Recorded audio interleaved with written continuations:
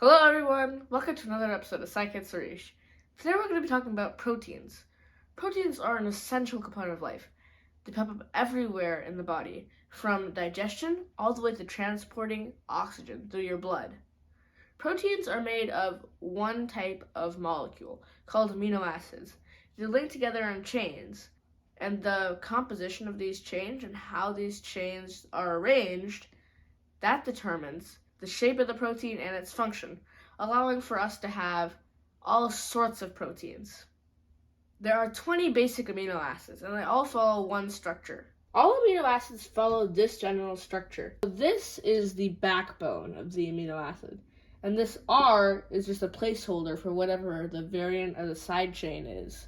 The side chain is the component that varies in amino acids. What the side chain is made out of determines what amino acids you have. There are, as I said earlier, 20 base side chains that are all attached to this. Now there's a few main components in here.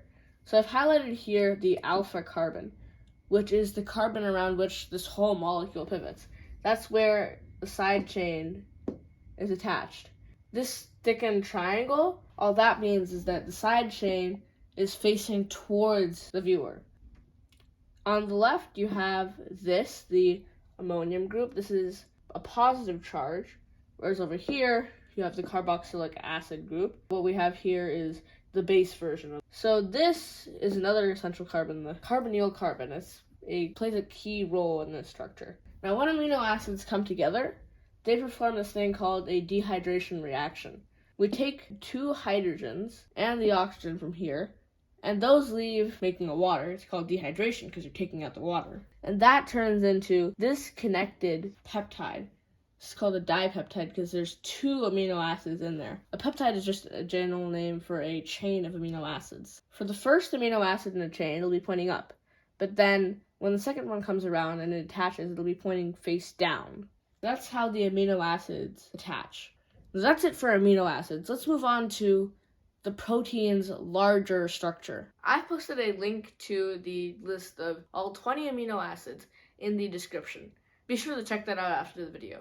There are two main shapes that proteins can have. These are alpha helices and beta sheets.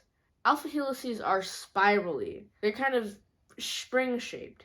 And then there's also beta sheets, which are flat. There's two types of beta sheets, where the sheets are going in opposite directions. This is an antiparallel, and they're going in the same direction. This is just a parallel. Antiparallel beta sheets are more common for pieces of the protein that are right next to each other. For a parallel beta sheet to be there, you need the protein to coil back and come back up to the same starting position, so it's going in the same direction. So often these can be a little bit more separated. So those are the two main types of structure. There's a few others, but they don't occur as often as just the alpha helix and the beta sheet. Now, this is called secondary structure. It's taking those chains, how these amino acids are shaped. Now, when you take all these amino acids and the helices and the beta sheets, they get arranged to make the full shape of the protein. The full final shape is the tertiary structure of the protein. Proteins are held together in their shapes by hydrogen bonds. Hydrogen bonds are when hydrogens, as the name says, see through to electrons on other molecules. So here we have it demonstrated with two waters. So waters, as you know, are H2O. There's an oxygen and two hydrogens. The oxygen has 8 protons, and hydrogens, they only have 1. These 8 protons exert a much, much stronger force on these electrons than the hydrogen could ever muster up, which means the oxygen is going to be pulling the electrons in their orbits back away from the hydrogen a little bit. So the hydrogen is closer to the edge of its orbital. This is true for any significantly large but somewhat compact atom.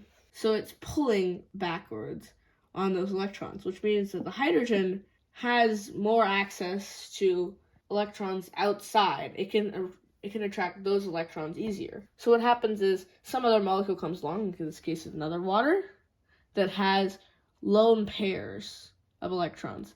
Those are just 2 electrons that haven't been bonded to anything. They're just paired together. And these have a negative charge, which can attract the hydrogen's proton. Now, this creates a weak bond. This is the hydrogen bond. That's what is holding proteins together. So let's say we have our alpha helix. What's happening is that the hydrogen bonds will be holding each of the rings of the alpha helix together. They'll be keeping it tight, like as if you're squeezing on a spring. And those beta sheets, there'll be hydrogen bonds running horizontally across between the sheets to hold those together. This is our example protein, the granzyme, which is involved in the human immune response. So here we can see clearly the alpha helices and the beta sheets. So this spirally structure, the ones that are coming off of the edges, these are alpha helices, and if you'll see these sets of arrows, they're a bit unclear here, but if you look carefully, you can see these. And they go in opposite directions, so this is anti-parallel, it's a beta sheet. These proteins, we have all of these segments. These are the amino acids. Let's zoom in onto one that we can see a bit easier. This is the general amino acid structure.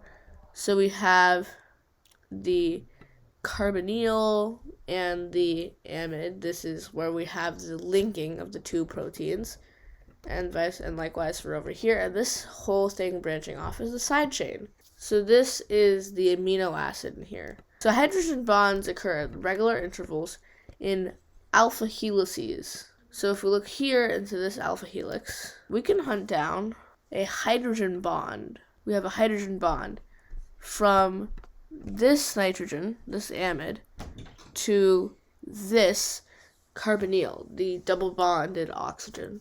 So that is it for our little look into an actual protein. Proteins are a vast topic, and we've only covered the basics here. There's so much more to proteins. We went from amino acids and how they're arranged to build proteins, all the way to secondary structure, which are alpha helices and beta sheets. Then we went on to looking at an example of a protein and looking at each of the characteristics inside that example. For the next video, we'll be talking about phi and psi angles and Ramachandran plots. Thanks for watching. See you on another episode of SciKid Suresh.